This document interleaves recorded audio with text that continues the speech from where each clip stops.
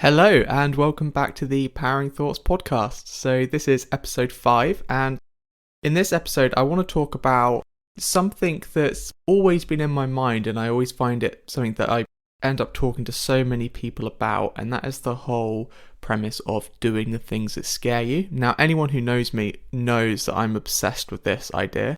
There's so much science and literature behind it, and in any self-help book that you read, it's all on some degree touching on this topic. Now, I think every single book that we read, it's all painting the same picture of a different brush and a different colour, but they're all trying to get the same thing from a different angle.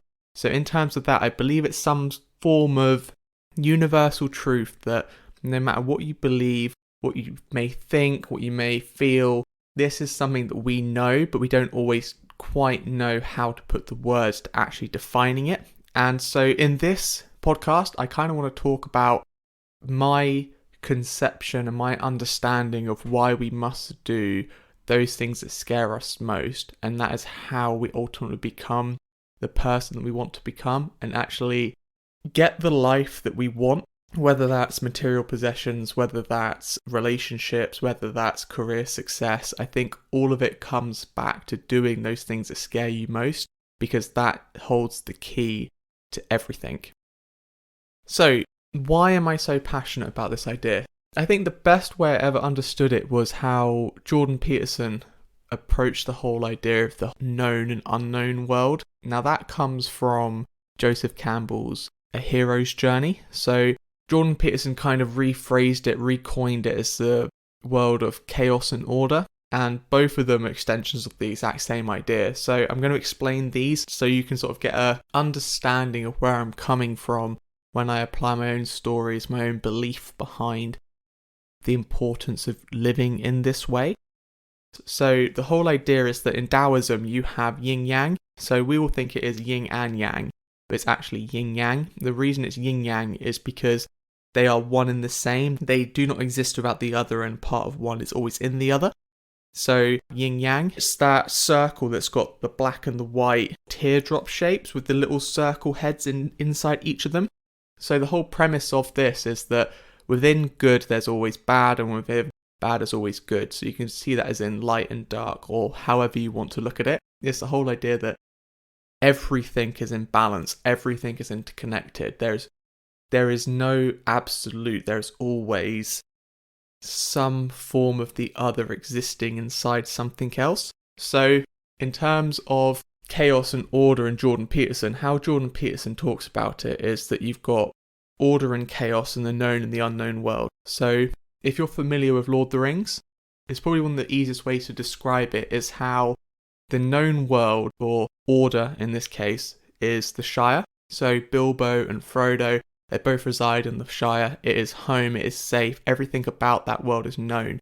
You have a routine, you have currencies, it's anything that can be measured that you conceive of, it's comfortable, you know exactly what it is.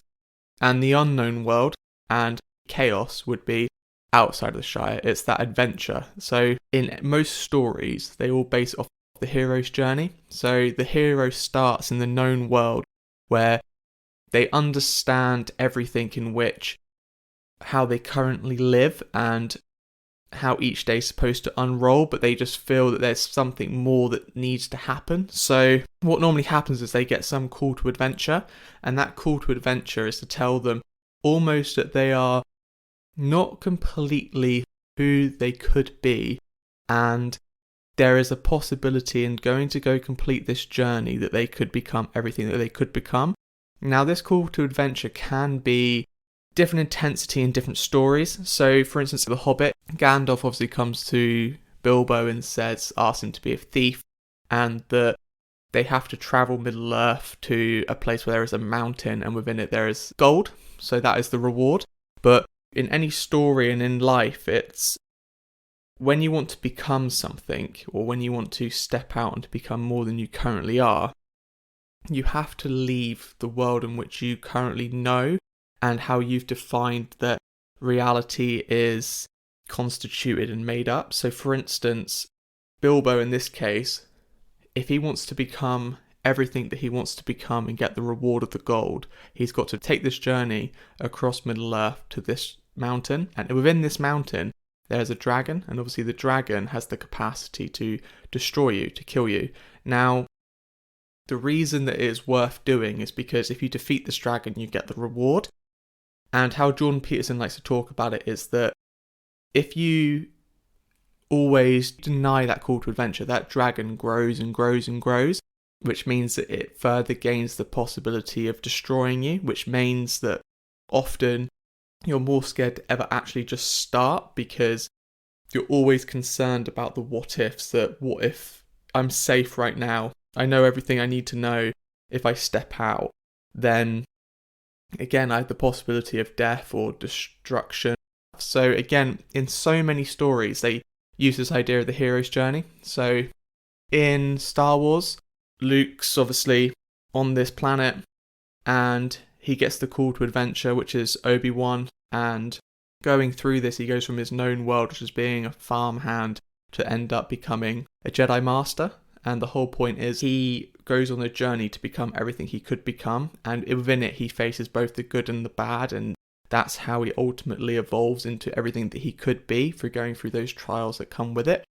The same thing happens in religious stories. They're all based off this whole idea of the hero's journey, of the character or the main person becoming everything that they could be.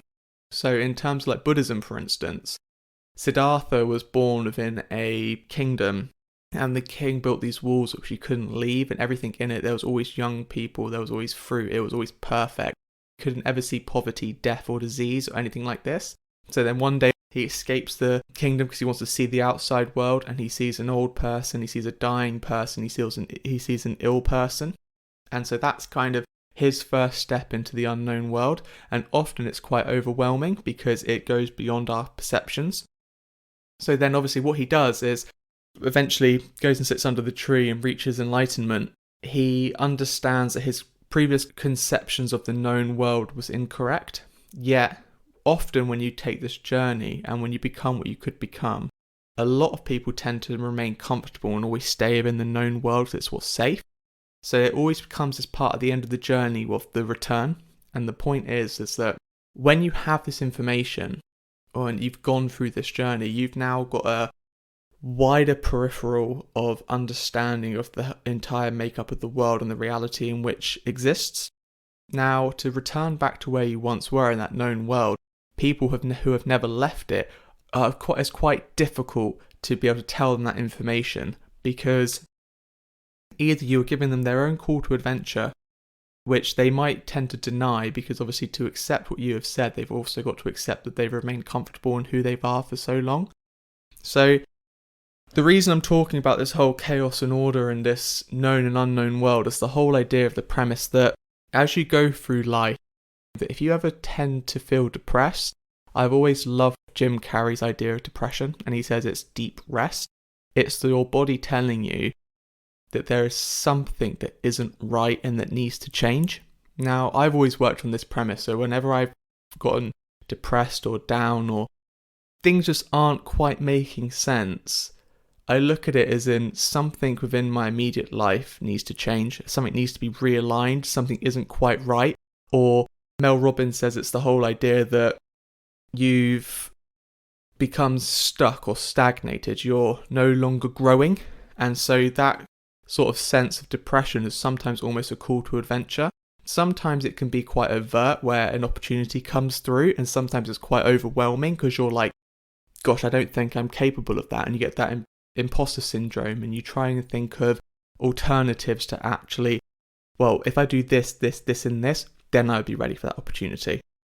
And so the point that I'm trying to say with this is that by doing what scares you, ultimately you're never going to be prepared for it, and the fear is always going to be there. But by doing the things that you are scared of, you don't ever become less scared, but you become braver because you understand that you are capable of doing something. So for instance, when I am going to go do something big, I normally take warm-ups to get there. So for instance, before I went to Australia and I'd left my job, I was obviously resigned back to a different conception of how I'm supposed to live daily, and so you kind of revert back into yourself. So I got another job at a beach, and I was working at a restaurant, and that becomes quite easy routine. And I was like, right, but I want to take that next step to become and do more. So I ended up just doing a simple trip to Southampton by myself, and it just reminds you that, I'm capable of doing this. If I want to do something, I'll do it. So then when I was invited to go to Australia, I can look back at the things in which I did and know that actually that may be a lot bigger of a jump, but I know I'm capable of doing it because of what I've done previously. So then obviously I took that big leap. I went to Australia. And then when I came back, I had that evidence again to look back on, well, if I want to go do this or this, I know I can do it because of what I have just previously done. So it doesn't make the next challenge any less scary, but it makes you understand that you are capable of doing it. You're capable of leaving that known world that you're currently living in, stepping into the unknown and becoming more everything that you could be. There's so much science and research around this idea that is so fascinating. So in neuropsychology or neuroscience, there's this evidence of this thing called neuroplasticity. So neuroplasticity means that if you do those things that scare you or are difficult, it actually unlocks new neural pathways in your brain. So when you do something that scares you, obviously you unlock a new neural pathway, and to continually do it, it reinforces that same pathway. So technically by doing those things that scare you or are a bit too difficult, you actually become who you could become. So for example, to explain this a little further is another idea called the zone of proximal development. Now, the zone of proximal development, if you imagine it as 3 rectangles placed on top of each other, and the one at the very bottom would be your comfort zone, the one in the middle would be your zone of proximal development, and the one on the top would be something that is too difficult and you're not capable of doing it. So the whole idea is that a lot of the time, if you imagine a line going across slowly as those time progresses and wherever you're residing in currently, we normally follow this line within the rectangle that is our comfort zone. And by doing something that is just slightly too difficult, but is still within our domain of competency, what you'll find is that line increases like a sound wave and it will go into that zone of proximal development. By doing that, again, what you're doing is you're unlocking your neural pathways. You're actually expanding your domain of competence. And you actually find that by doing that over a continual period of time, those rectangles start to shift up. So what was once slightly too difficult has now become part of your comfort zone. So this happens when you go to the gym or when you're learning a new skill, anything like this. You're going through this whole sense of development and becoming what you could become. So for example, with the gym, it's called progressive overload. If you want to grow a body part or something like that, you've got to put it under enough stress in which it has to recover and grow, but not too much stress that it causes injury. And again, if you do something that's in your comfort zone, you're not going to be seeing results. So the reason that I find this so fascinating is because as we go through life, we are constantly given these calls to adventure, which at the time we might not see them for what they are, but a call to adventure is almost your future self telling you what you should do and what you need to become. So if you ever feel that you're getting depressed or you're stuck, look for those calls to adventure, those things that are just slightly too difficult, just slightly out of your ability to currently complete or do, and just slightly demand a little bit more from yourself and put several days of execution and consistency in a row. And what you'll find is by doing that, you allow the compound effect and you allow the process principle to take over. So the process principle is very similar to the compound effect, and the process principle is the whole idea that if you knock over the first domino, it will knock over the next domino, which is double the size. And by the time you've knocked over several, it actually reaches the same size as the Eiffel Tower and beyond very quickly. So to be continually doing those things which are slightly just out of your range of competency, you'll find that each time you do it, when you look back, you've travelled so far that who you once were is incomparable to who you are now. So that's why I really stress the whole idea that you should really do those things that scare you. Do those things that you just don't quite know if you're ready for, don't quite know if you're capable of doing it, because once you take that plunge, you find out what you're capable of, and once you find out that you were able to do it, you then get that sense of, what else can I do? I want to take the next step, I want to challenge myself again.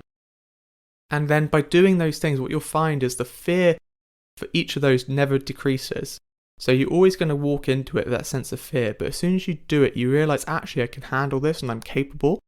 And once you find out and you put several of those things in a row and you start being consistent, you just start realising, like, there's no limits to this. As long as I keep going, if I keep taking another step every single day and I keep pushing what I am capable of, 10 years from now, I could be something completely different and everything that I wanted to be. So I've had a lot of things come up recently, which I'll be sharing soon, where I've had some really big things come up, and it's caused me to have to take a big step forwards into what I demand of myself and the life changes it's going to bring. And they were very scary, very, very scary. I'm still going through a couple of the details at the moment, so I'm not quite ready to share exactly what it is, but I do have some very, very, very big news coming up. And one of the big parts that went into it was, I write in my blogs, I talk in my podcast about doing what scares you.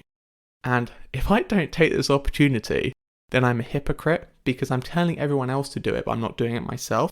So if I want to lead by example and I want to help other people, then I have to do this. And that was almost a guiding principle for me that forced me to take that next step to see what it is I am capable of, is to demand more from myself and to demand more from the world. And 3-6 months from now, if I'm able to conquer these changing circumstances, then who is it I am going to be in 6 months from now? Because there is an idea that when you set goals for yourself, you overestimate what you're capable of in 1 year, but underestimate what you're capable of 10 years. But the point is, if you get started and you keep doing those things today, you're going to achieve everything that you want. But the point is, you have to get off that nail. There's that whole idea that someone's sitting on a nail that's sticking up, but it's not quite painful enough to get up. If you're in a situation which you're not quite happy and you know and you feel that you want more, or it's hitting your mental health because you feel that this isn't it, this isn't right, I challenge you to do one single thing every single day that scares you. When you find out you are capable of doing that, those big things that are facing you, you will find that you are demanding more from yourself and you know that you are now capable of conquering it. And then when you get that call to adventure to completely change where you are and who you are, you'll know that you're brave enough and more capable enough of actually conquering that opportunity. And that, I believe, is where like the magic of life lies, that you truly can have everything that you want. It's just a matter of putting in the daily effort of doing those things that are just slightly just out of your comfort zone and continually pushing in towards becoming everything that you could be.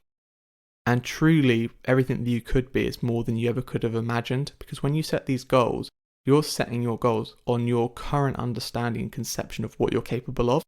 But if you spend this 6 to 10 months, 2 years, 5 years, just pushing yourself and just doing the things that scare you, stepping into the unknown world and conquering it, facing those dragons and defeating them, then you'll find that those goals that you set for yourself to achieve in 10 years, you achieved in 3 or 5. And that is when you can start looking at it and going, well, what am I capable of? So yeah, this is obviously a topic I'm so fascinated by, and I can go on forever and ever about it, but I believe that this is probably the best place to sort of close it off. And the last thing I'm going to leave it with, that we're going to run into sort of like the next couple of blogs, is this whole conception of being precedes becoming. You don't become something, you be it, and then you become it. But you have to define what that thing is, and then you complete that process to actually allowing the world to align with what you identify as. So it's do those things that scare you, step into that unknown world, face those dragons, and ultimately become everything you could become. Alright, awesome. Thanks, guys. Thank you for tuning in. I seriously really appreciate it more than I can ever put into words, as I always say, and I truly mean it. I'm going to try and obviously be consistent with these podcasts, because it's one that I can always keep doing another one and then editing and putting it out. And obviously with the writing that I do, it's a lot more intricate, because I try to get research and studies to add into it, which is a lot harder to retain and speak about in the podcast. So when I bring out these next couple of blogs, they are going to be quite in depth. I do have a lot written that I'm actually going to start publishing, and I am going to try and obviously be a bit more consistent with these podcasts, so they'll come out on certain days, bi-weekly, and then again I'm going to try and get it to a weekly process. So I got one coming out each Friday at least. But yeah, perfect, awesome. Thank you so much for tuning in, and I look forward to seeing you in the next one. Take care. Bye.